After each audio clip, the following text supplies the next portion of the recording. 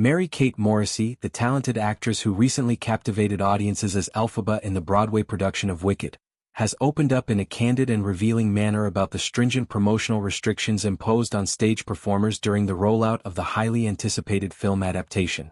Her disclosures, shared through an engaging TikTok video that quickly garnered widespread attention, shed light on the behind-the-scenes dynamics between the long-running musical theater phenomenon and its cinematic counterpart, highlighting the careful boundaries set to preserve the integrity and focus of each medium. As someone who embodied the iconic green-skinned witch from March 2024 until March 2025, Morrissey's tenure on stage provided her with an intimate understanding of the character's essence, one that she was contractually barred from leveraging in any promotional capacity while actively performing.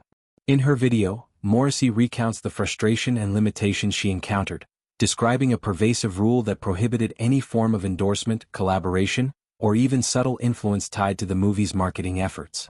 We couldn't influence. There was no creating happening around that. We had to say no to everything, she articulated with a mix of resignation and relief, her words resonating with fellow theater artists who have navigated similar constraints in franchise expansions. This policy, it seems, was designed to avoid any dilution of the Broadway experience or unintended competition that might overshadow the live performances drawing nightly crowds to the Gershwin Theater. For performers like Morrissey who poured their souls into nightly renditions of powerhouse numbers like Defying Gravity, the inability to celebrate or contribute to the film, starring Cynthia Erivo and Ariana Grande in the lead roles, felt like a missed opportunity to bridge the worlds of stage and screen that Wicked has so masterfully inhabited for over 2 decades. The revelation didn't stop at mere prohibition. Morrissey delved into the emotional toll of these restrictions, painting a picture of a creative community caught in a web of contractual fine print. Imagine the buzz surrounding the film's trailer debut, the viral excitement over first-look images, or the red carpet speculation about plot fidelities to Gregory Maguire's novel and Stephen Schwartz's score, opportunities for insider commentary that were firmly off-limits to active cast members. It was tough turning down invitations to panels or even simple shout-outs, she might have implied in follow-up thoughts, though her video focused on the liberation she now feels. Freed from those shackles upon concluding her run, Morrissey's tone shifted to one of unbridled enthusiasm. But I'm no longer with Wicked on Broadway, so. The ellipsis in her statement hung heavy with promise, teasing a forthcoming wave of content that could range from comparative analyses of vocal interpretations to behind-the-curtain anecdotes from both mediums. This newfound freedom marks a pivotal moment for Morrissey, whose portrayal of Elphaba earned her rave reviews for its raw vulnerability and soaring vocals, qualities that echo the film's ambitious blend of spectacle and sentiment. Having already immersed herself in the movie by attending a private screening alongside a constellation of current and former Broadway castmates, she emerges as a bridge builder for fans eager to dissect parallels and divergences.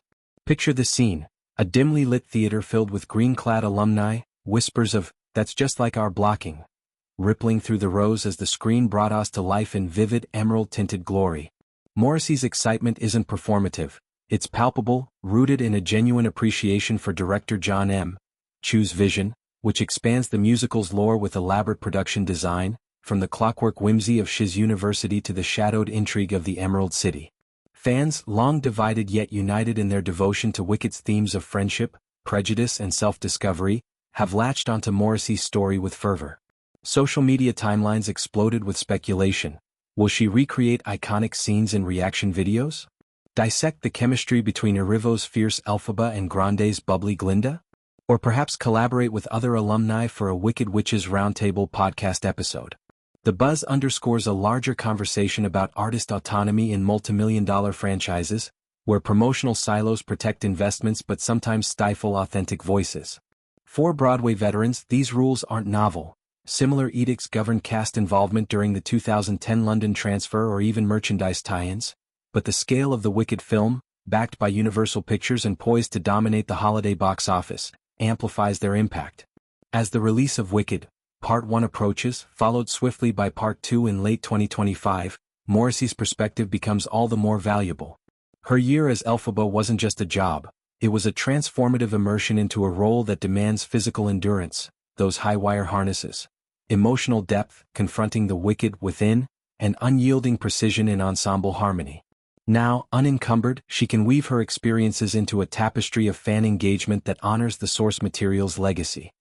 I've got stories that span the spectrum, from grueling rehearsal marathons to magic moments with co-stars, that tie directly into what John Chu has crafted, she hinted, her eyes lighting up in the video's close-up.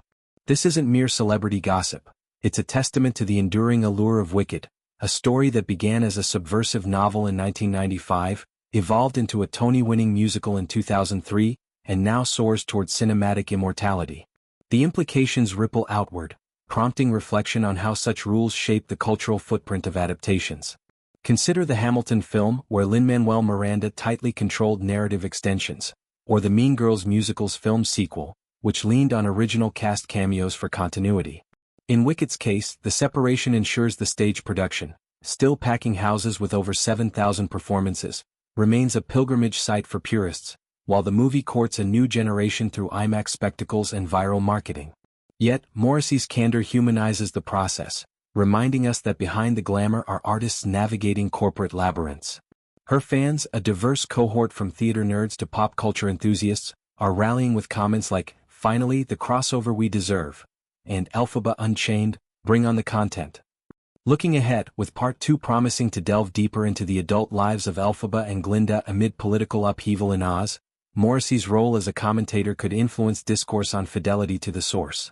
Will she praise the film's expansion of subplots, like the animal rights allegory through Dr. Dillamond? Or offer gentle critiques on how screen time alters emotional beats? Her attendance at the screening suggests she's all in, perhaps even teasing subtle nods to her Broadway run in future posts. As anticipation builds, trailers alone have amassed billions of views. The stage is set for Morrissey to reclaim her voice, turning no into a resounding yes for collaborative creativity.